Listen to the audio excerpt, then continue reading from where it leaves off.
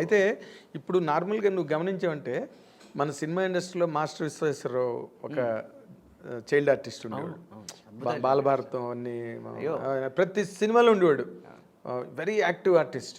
అలాగే పాపం పసివాడు యాక్ట్ చేసిన చైల్డ్ యాక్టర్ సుజిత గారు కాదు. పాపం పసివాడు సుజిత్ కాదు. పసివాడి ప్రాణం. పసివాడి ప్రాణం. పాపం పసివాడు అన్నప్పుడు సినిమా వచ్చింది. సూర్యంగారావు, అంజలి వాళ్ళందరూ పెద్ద హిట్. అది చాలా మ్యాసివ్ హిట్. ప్రభాకర్ కాదు, మన అట్లూరి పూర్ణచంద్ర గారి సినిమా అది. చాలా పెద్ద హిట్. అప్పుడు ఏరోప్లైన్లో అన్నీ దాని మీద పెద్ద ఇది గట్టా చేసి చాలా పెద్ద సక్సెస్ ఆ సినిమా. అందులో చైల్డ్ ఆర్టిస్టు. అలాగే ఎన్నో పౌరాణిక సినిమాల్లో చైల్డ్ యాక్టర్స్గా ఉన్నవాళ్ళు.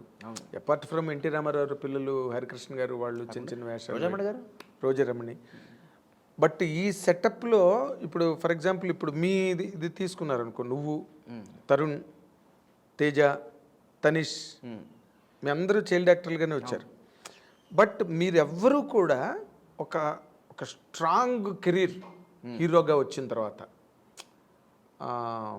అప్పుడు చైల్డ్ యాక్టర్గా మీరు ఎంత ఒక స్ప్రీలో ఉండేవారో, సినిమా తర్వాత సినిమా, సినిమా తర్వాత సినిమా, మోస్ట్ సార్ట్ ఆఫ్టర్.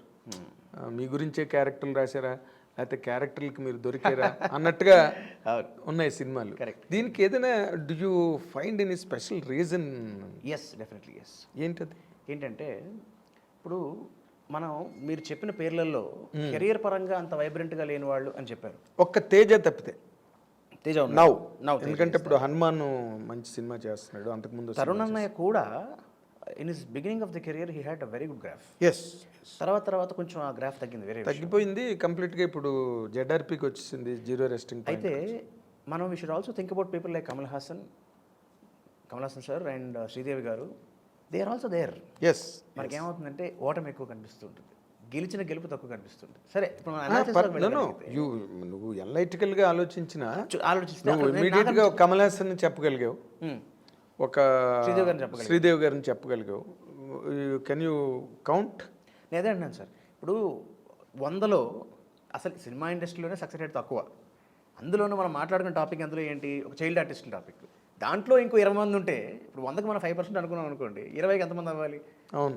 అలా చూసుకున్నా కూడా, అంటే నేను not trying to mathematically or statistically compare, but still ఏమవుతుంది అంటే నాకు ఎప్పుడు అనిపిస్తుంటుంది అది. నో దీనికి నా దగ్గర ఒక లాజికల్ ఆన్సర్ ఉంది. చైల్డ్ ఆర్టిస్టులుగా వచ్చేసిన వాళ్ళకి, అంటే సక్సెస్ అయిన వాళ్ళ గురించి మాట్లాడలేదు, వాళ్ళ ఫ్యాక్టర్స్ వేరే ఉండొచ్చు కాక, బట్ అదర్స్ మేబీ ఏమవుతుందంటే త్వరగా హీరో అయిపోవాలి, త్వరగా హీరోయిన్ అయిపోవాలి అనే ఒక ప్యాషన్ డ్రివెన్ ఉంటారు.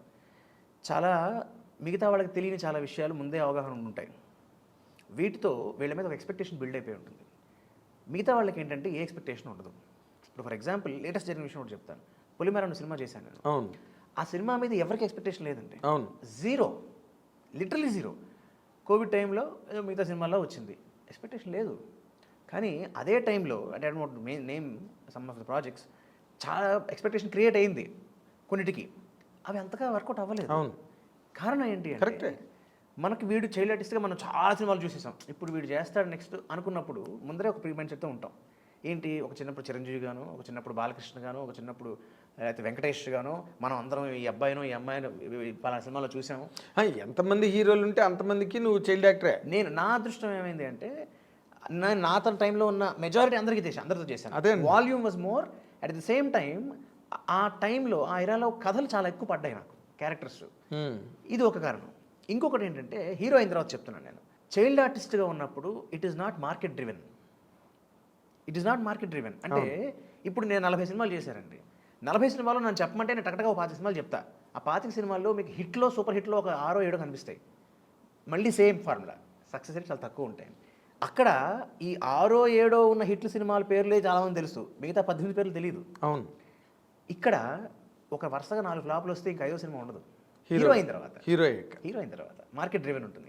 ఇక్కడ మార్కెట్ డ్రివెన్ అంటే కేవలం సక్సెస్ ఒకటే కాదు, వాడు చేసిన ప్రాజెక్ట్ ఏ బ్యానర్లో చేశాడు, ఏ డైరెక్టర్తో చేశాడు, ఆ సినిమాలో ఒక పాట హిట్ అయినా చాలు, ఆ పాటను పట్టుకుని ఇంకొక డ్యాన్స్ మాస్టర్ ఇంకో సినిమా చేస్తాడు. అవును. So there are so many other factors. Most importantly నా విషయంలో, నేను I'm not comparing to others, నన్ను అడిగితే I came as a hero in a very young age. 17 years. 17 ఏళ్ళకే కదా జై సినిమా చేసిందా. సో ఇన్ఫ్యాక్ట్ మా అమ్మగారు ఒక సలహా చెప్పారు అప్పుడు ఏంటంటే రే నాకు అప్పుడు బిట్స్ పిలానీకి ఎలిజిబిలిటీ ఇంటర్మీడియట్ మార్క్స్తో ఇచ్చేవారు.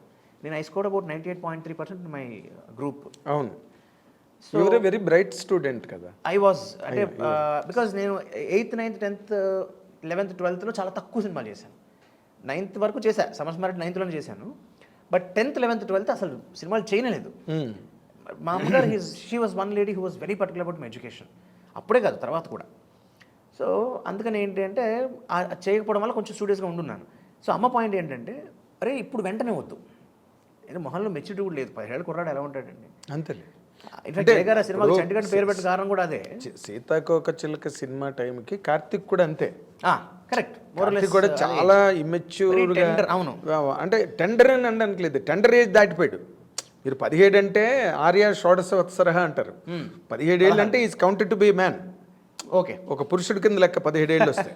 రైట్. ఓకే, ఆ ఇన్ఫాంటు, చైల్డ్, అడాల్సెన్స్ ఇవన్నిట్లోని ఉన్న అది పోతుంది. అక్కడికి వచ్చేసరికి ముద్దరగా ఉంటుంది మొహం, ఫుల్గా బ్లూమప్ అవ్వదు, ఫేసు మెచ్యూర్ అవ్వదు, హ్యాండ్సమ్నెస్ కనిపించదు. కరెక్ట్.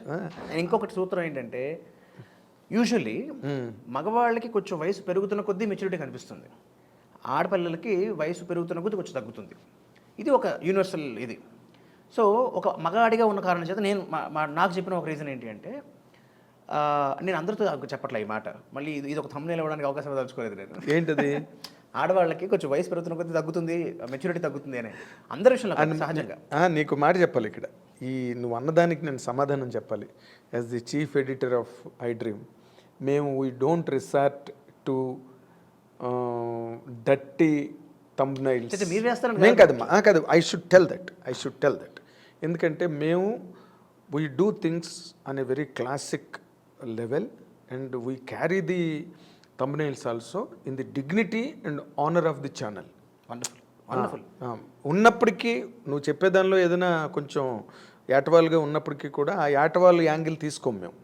వండర్ఫుల్. అది you can talk anything, that's what I'm saying. So to continue, so మా అమ్మ పాయింట్ ఏంటంటే ఇన్ షార్ట్, ఒక 25 ఏళ్ళు వచ్చిన తర్వాత where you have a balance of mind, a better maturity of thought, a better decision making skills, అప్పుడు నువ్వు హీరోగా వద్దు. కానీ by then you have something for your academic qualification also. రేపు పొద్దున ఒకళ్ళు వర్కౌట్ అవ్వకపోయినా చూసాక చాలామంది అంతే కదా అన్న ఒక థాట్ ఉండింది. ఇప్పుడు మళ్ళీ దానికి ఒక 6 ఏళ్ళు ఆగాలి. సో నేను చేసిన పని ఏంటంటే కాదు ఇప్పుడు స్టార్ట్ అయింది కొత్త ఎరా స్టార్ట్ అయింది అంటే అప్పుడు తరుణ్ రావడం జరిగింది, జూనియర్ ఎన్టీఆర్ ఆయన రావడం జరిగింది. సో నెక్స్ట్ మిగతా వాళ్ళు వస్తున్నారు చాలామంది. సో మనం వచ్చే టైంకి చాలా కాంపిటీషన్ పెరిగిపోతే, అండ్ మోర్ ఓవర్ నేను హీరోగా లాంచ్ అయిన టైంకి ఈ యంగ్ టెండర్గా ఉండే హీరోస్ కథలు నడుస్తున్నాయి. చిత్రం నడిచింది, చిత్రం వచ్చింది, దాని తర్వాత నువ్వే కావాలి, స్టూడెంట్ నెంబర్ 1, తర్వాత గంగోత్రి చంటిగాడు ఒకే ఇయర్లో వచ్చాయి. అవును. సో ఈ ఒకవేళ ఫేజ్ మారితేనో రేపొద్దున అలాగే గడిచింది కదా. ఒక టైంలో ఫ్యాక్షన్ సినిమాలు, ఫ్యామిలీ సినిమాలు. ఎగ్జాక్ట్లీ. సో ఆ ఒక కారణం చేత, అండ్ అందులోనూ జయ గారు, B A Raju garu, they are from the media background కాబట్టి బాగా ప్రమోట్ చేయగలుగుతారు అన్న ఒక ఉద్దేశంతో మంచి బ్యానరు, మంచి ఆపర్చునిటీ. సరే అఫ్కోర్స్ కథ కూడా విన్న తర్వాత అనుకుని ఇంకా ఆ డెసిషన్ మార్చుకోవడం జరిగింది. దాని తర్వాత ఏమైపోయింది అంటే యాజ్ ఐ టోల్డ్ యూ, ఇప్పుడు ఇందాక మా అమ్మ చెప్పిన పాయింట్స్ ఏవైతే ఉన్నాయో, I felt after point of time maybe she's right. నిజంగా ఆ పని చేస్తుంటే బాగుండేదేమో నాకే అనిపించింది.